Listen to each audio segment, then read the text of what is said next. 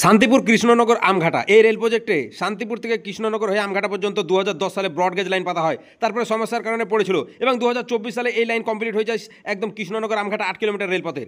এবার এই রেলপথ মহেশগঞ্জ হয়ে একদম নবদ্বীপ ধাম পর্যন্ত জোড়ার জন্য 200 কোটি টাকা ব্যয় কিন্তু রেল ব্রিজ তৈরি করা হয় হুগলি নদীর উপর। এবার নবদ্বীপ ঘাট রেল স্টেশন বাঁচাও নামক কমিটি তৈরি করে আন্দোলনে নামলো পথে।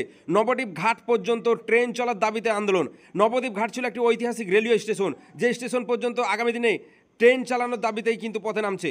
যখন প্রথম আমঘাটা পর্যন্ত লাইনে ট্রেন আসে তখন আনন্দে উচ্ছ্বাস এলাকাবাসী। এবার নবদ্বীপ ঘাট পর্যন্ত ট্রেন চালানোর জন্য দাবি উঠছে। তার কারণটা হচ্ছে ঐতিহাসিক পুরনো ঐতিহ্যবাহী এই রেল স্টেশন যাতে বিলুপ্ত না হয়ে যায়। হুগলি নদীর উপর এই রেল ব্রিজ, যে রেল ব্রিজের মাধ্যমে নবদ্বীপ ধাম জুড়ছে, তো এই নবদ্বীপ ধাম জুড়ুক মহেশগঞ্জ হয়ে, কিন্তু আমঘাটা থেকে লাইন যেন একদম নবদ্বীপ ঘাট পর্যন্ত আরও একটি লাইন থাকে এবং এই নবদ্বীপ ঘাট নামক স্টেশনটি যেন বিলুপ্ত না হয়, তার জন্যই কিন্তু এলাকাবাসীর একটা আন্দোলন বা এলাকাবাসীর একটা দাবি জানাচ্ছে।